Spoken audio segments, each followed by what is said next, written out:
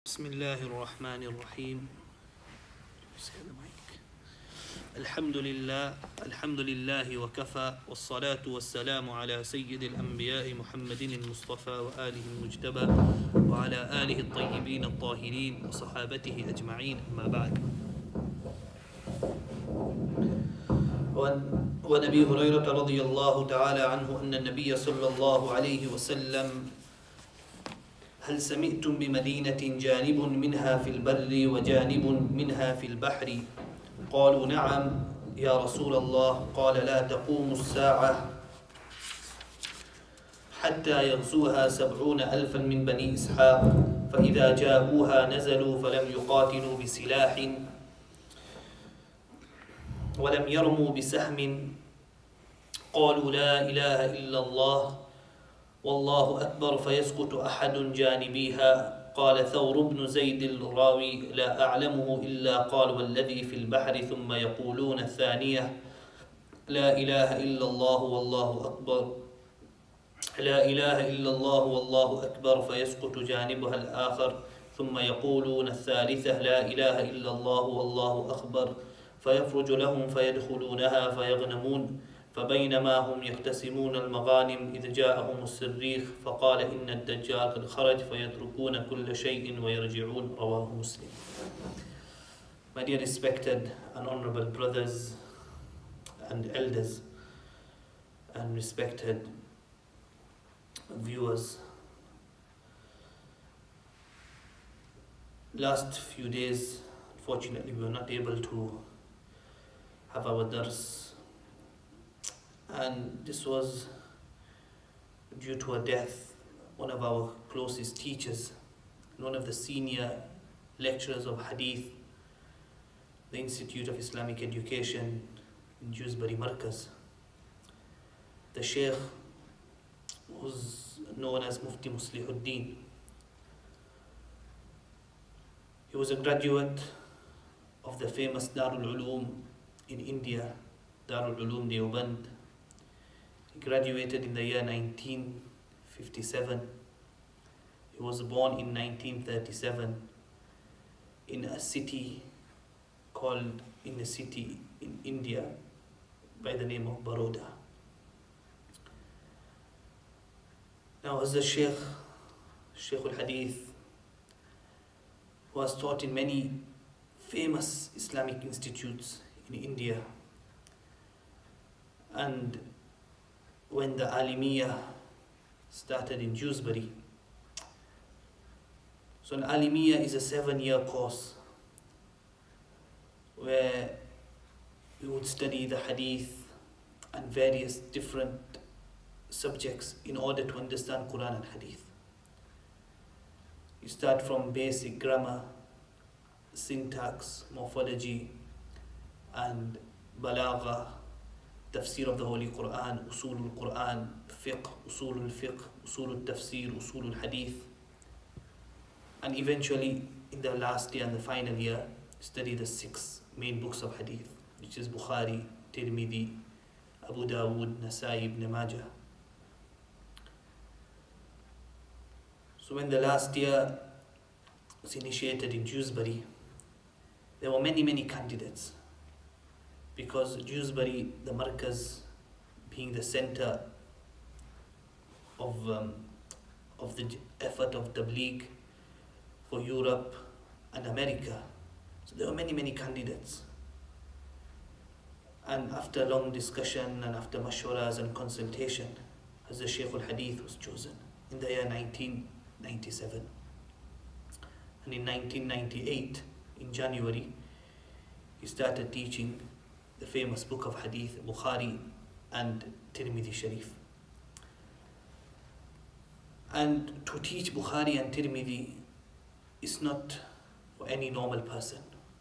Many people may have the knowledge, but to teach these books, it requires knowledge, extensive knowledge of Quran and Hadith, and all the other prerequisites, where there is fiqh, tafsir, and Arabic grammar. You need to have, because if you see Bukhari Sharif, it has roughly 7,550 hadith in Bukhari. It starts off with Kitab al-Iman, the book of Iman, and then the book starts off with Wahi, and then Iman, and then Ilm, all the way, and then covers Salah, Zakat, Hajj, and Tafsir, and all the famous battles which took place. And you have about 10 to 11 months to complete the full Bukhari and Tirmidhi. And Tirmidhi roughly has 3,000, from back of my head, 2,550 hadith in Tirmidhi Sharif. So this Shaykh, he taught for 21 years, and in 2016 we had the opportunity of studying Bukhari and Tirmidhi, and also in 2015 we studied Hidayah, which is another famous book of fiqh under this Shaykh.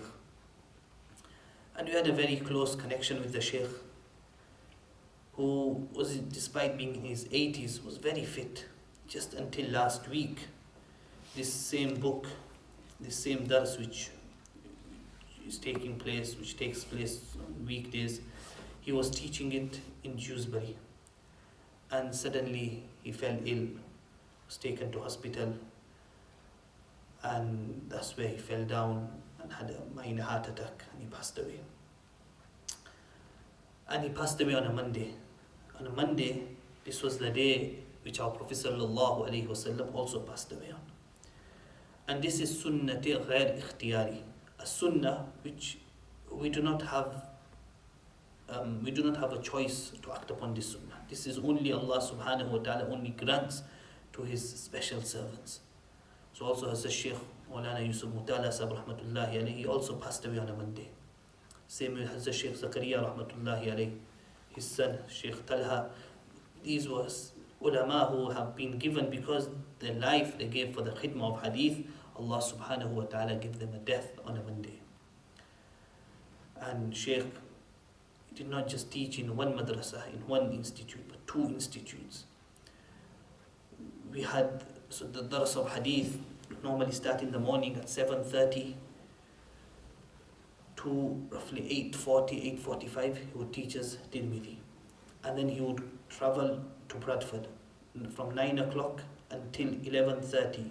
So from 9:30 to 11:30 he would teach in Bradford, and then come back to Dewsbury, and then teach again from 1 o'clock all the way to 4 o'clock. So this day in, day out, this was his schedule of teaching hadith, and this was the khidmah service which he gave.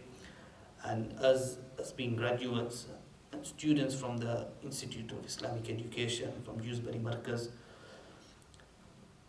it's a great sadness, and something which would be very difficult to find somebody to replace. And these are from the signs of Qiyamah. The people of Allah, the ulama, are leaving us.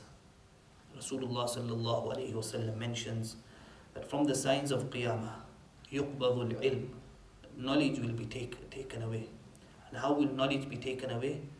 By the demise and by the death of scholars.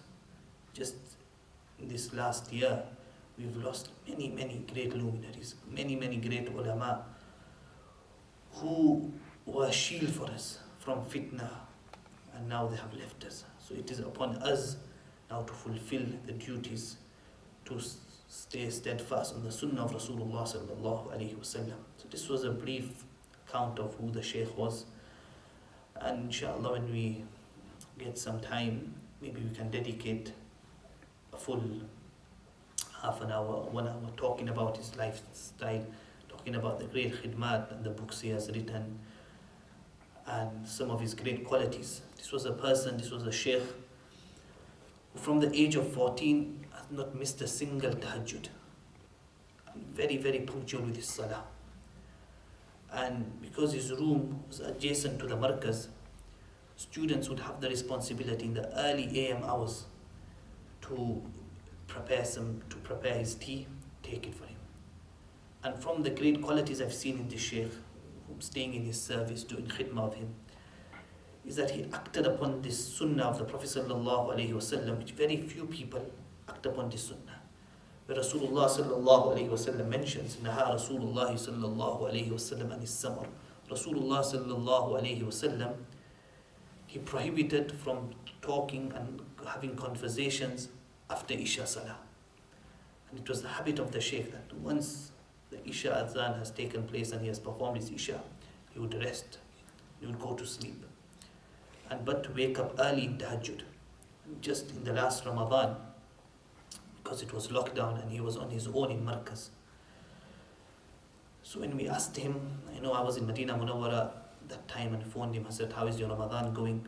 And how's your Taraweeh? Because masjids are closed. So he said, son, on the first day, in the first 2 rakats, I did 10 juz. 10 juz in 2 rakats. And in 3 days, he completed the Holy Quran. So this was a person who is 83, 84 years old. And in Taraweeh, he's reading 10 rakats, 10 juz, 10 paras alone. So this was his connection to the Holy Quran. And also, at my time when we were in Medina Munawwara, when we were studying in Medina, Shaykh would, in the holidays, it was his habit to visit the Haramain. And we would see that at this old age, with his weakness, he would complete 15 juz a day. And this is in the mataf.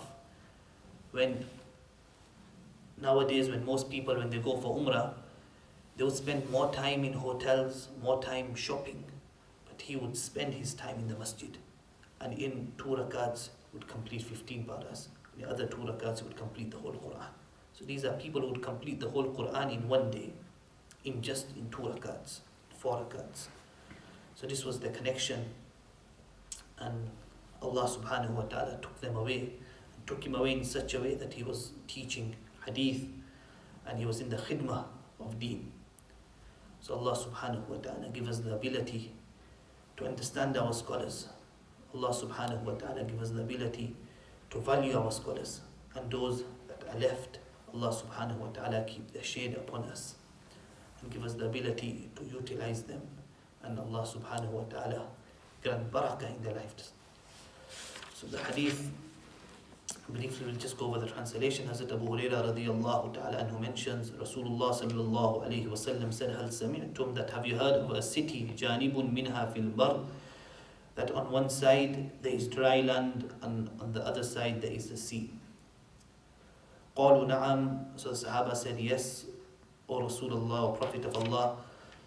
So regarding this city, that on one side there is dry land and on one side there is sea. So the scholars have differed that which city this actually refers to. That one side of the city or one side of the country there is dry land, and the other side there is a sea. Scholars have written that this is a city in Rome, in Italy, and doing some research, this city is the city of Bronte. So this city, on one side there is dry land and on the other side there is a sea. Rasulullah sallallahu alayhi wa sallam mentions, لا تقوم الساعة, Qiyamah will not take place until يغزوها 70,000 من بني إسحاق, that 70 people from Bani Ishaq will attack it. فإذا جاءوها, when they descend and when they come to this city, فَلَمْ يُقَاتِلُوا بِسِلَاحٍ, they will not kill with weapons, وَلَمْ يَرْمُوا بِسَهْمٍ, nor they will shoot any arrows. قَالُوا لَا إِلَهَ إِلَّا اللَّهِ, they will say, لَا إِلَهَ إِلَّا اللَّهُ وَاللَّهُ أَكْبَرُ, فَيَسْقُطُ أَحَدُ جَانِبَيْهَا, from the 2 walls, one wall will crumble down. قال ثور بن زيد, Thawr ibn Zayd says, لا أعلمه, I do not remember, but said, الذي في البحر, but the one which is towards the sea will crumble down. ثم يقولون الثانية, and then they will say the second time, لا إله إلا الله والله أكبر, فيسقط جانبه الآخر, and then the second wall will crumble down. ثم يقولون الثالثة, and then the third time they will say, لا إله إلا الله والله أكبر, فيخرج لهم فيدخلونها, and then they will cause a wide opening. A wide opening will be caused for them to enter in it. فيدخلونها, they will enter it and they will take from the booty.